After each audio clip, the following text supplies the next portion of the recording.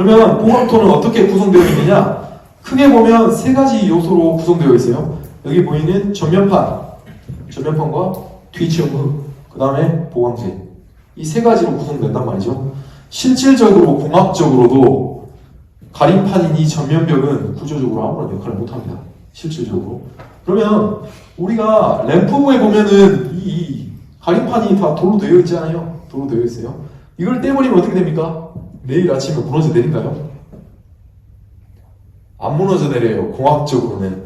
근데 실질적으로는 어떻습니까? 그렇지 않죠. 빼자마자 끝에 있는 흙들은 다 무너져 내릴 거 아닙니까? 결국 구조체 자체적으로 멀쩡할 겁니다.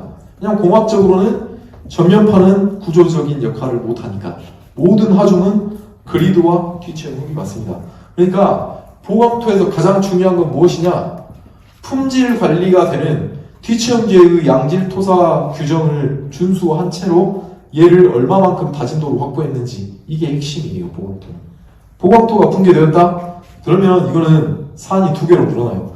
아까 전에 옹벽이 붕괴됐다 그랬을 때 그 원인이 뭐라고 했죠? 선생님 뭐라고 제가 말씀드렸나요? 옹벽은 무엇만 받는 구조물이다? 토합만 받는 구조물이다.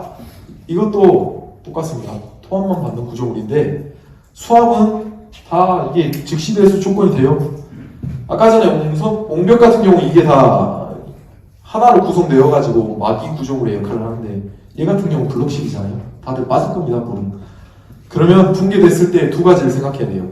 시공에 대한 양질토사 품질 규정이 잘못돼서 또는 뒤치형이 잘못돼서 시공에 대한 에러가 있는 건지 아니면 물 빠짐이 잘못된 건지 선택지가 두 개로 늘어나요. 자, 이 뒷장을 한번 넘겨보시죠. 제가 시공하는 순서나 방법도 여기다 써놨어요. 여기 보시면 보강토의 파괴의 형상도 제가 써놨는데 이것보다 중요한 게 이 뒷장입니다. 보시면 보강토의 안전검토에 대해서 이렇게 검토한다라고 보강토벽의 KDS 규정을 써놨어요. 보시면 아까 전에 저하고 따라했던 거 나와있죠? 전활지원. 이게 외적 안전검토고요. 내적 안전검토는 인발과 파단. 그러니까 내적인 거는 그리드에 대한 안정성을 검토하도록 되어 있고, 외적인 안전검토는 보강토 옹벽 하나가 중력식 옹벽이라고 가정을 하는 거예요. 그러니까 보강토는 두 번 검토를 하게 되어 있어요. 보강토 옹벽이 있으면 내적인 안전검토 같은 경우에는 이렇게 검토를 합니다. 다시 한번 넘어가서 설명을 드릴게요. 보강토 옹벽을 외적인 안전검토는 이걸 중력식으로 이렇게 한 판을 보는 거예요. 그냥 하나의 거동을 한다라고 생각해서 전도활동, 지력, 원호활동을 검토하면 되는데, 내적인 안전검토는 얘를 개별적으로 보는 거예요. 여기 있는 흙을 하나 이거를 개별적으로 검토를 한다는 거죠. 이 프로그램을 어디서 이렇게 지원받을 수 있느냐? 마이더스에서 샀습니다. 소이록스에서 보면 이 리월이라는 프로그램이 있는데 이쪽 들어가가지고 사용을 하면 되는데 비싸요. 엄청 비싸요, 진짜. 제가 이거 구매했을 때 800만 원인가 주고 구매를 했는데 너무 비싸더라고. 엄청 썼어요, 진짜. 한 100번은 쓴 것 같은데 이 프로그램 꽤나 괜찮아요. 다른 어떠한 보강토 옹벽의 검토 프로그램들보다 훨씬 더 결과치들의 값이라든지 결과치의 신뢰성이 굉장히 높아요. 그리고 직관적으로도 우리가 바로 확인할 수 있게끔 잘 나와 있어요. 사용해보시면 꽤나 괜찮습니다.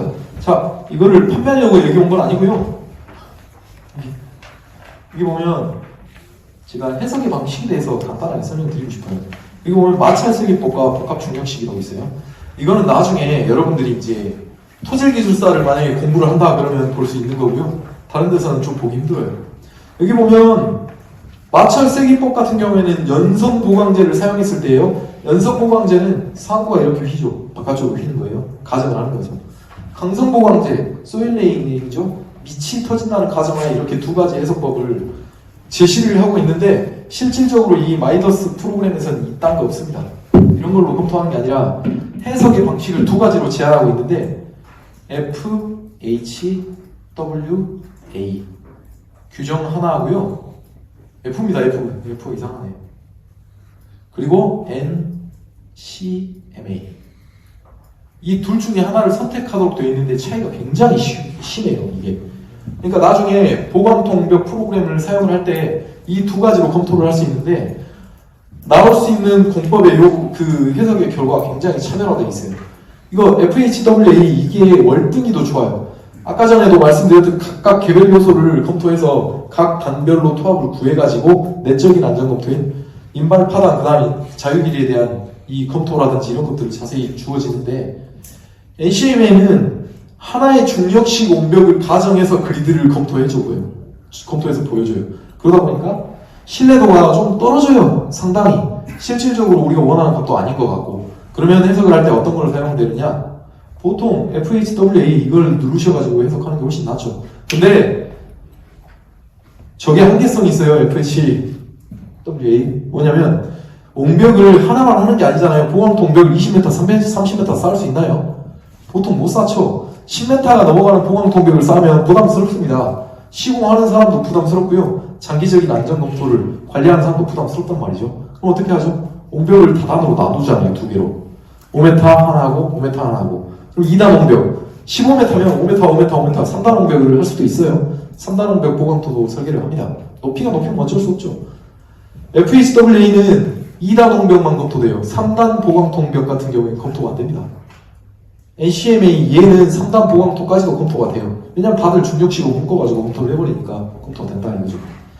물론 이것도 굉장히 한계성이 많아요. 여기 보시면 굉장히 좋은 것들을 제가 갖고 왔는데요. 보강토 옹벽의 적용 기준이라고 써져 있어요. 여러분들이 이게 제일 중요합니다. 여기 아래에 있는 이런 것들을 많이 알아야 돼요. 이런 것들을 다른 거 공부하지 마시고 KBS 규정 이런 것들을 제발 공부하세요. 제가 이제 심의위원 활동을 되게 많이 하고 있어요. 자문위원이랑. 그러면 설계 가져오는 것들 보면 보통 옹벽 같은 경우에는 측량 회사에서 그림을 그려서 와요. 그림을 그려서 완전 검토 없이. 정말 저렇게 밥 먹고 살까? 진짜 그런 생각이 굉장히 많이 들어요.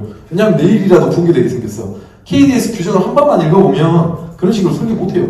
이렇게 제한되어 있잖아요. 지금 옹벽 높이의 보강재의 길이, 보강토의 옹벽의 핵심 원리는 뭐라고 했죠? 선생님, 보강토 옹벽의 핵심 원리는 뭡니까? 그리드가 모든 하중을 받는 거예요. 그리드가 제일 중요합니다. 그죠? 그럼 보강토 그리드의 길이가 얼마로 제한되어 있느냐 써져 있어요. 최대의 높이가 만약에 10m라고 하면 그리드는 최소 7m 이상을 돼요. 그게 이 KDS 규정에서 규정되는 길입니다. 7에서 8, 0.7에서 0.8h만큼 그리드의 길이를 확보하되 최소 길이는 2.5m보다 길어야 된다. 무슨 말이냐면 보강통벽 높이가 3m예요? 아니면 2m일 수도 있죠. 2m짜리 보강통벽은 그리드 길이가 0.7하면 엄청 짧아지잖아요. 적어도 2.5m 이상을 해야 그래도 그리드가 힘을 받을 수 있다. 뭐 이런 겁니다. 그리고 보강 제의 수직 설치 간격이 0.8. 이거 굉장히 의미가 있는 말이에요. 왜냐면 아까 전에 보강토에 앞돌 보셨죠? 앞돌. 돌멩이를 이렇게 쌓잖아요. 앞에. 이 돌멩이의 하나의 높이가 0.25짜리를 가장 많이 써요. 25cm짜리. 왜냐면 3개당 하나씩 그리드를 배치하면 됩니다. 앞돌 3개당 하나씩.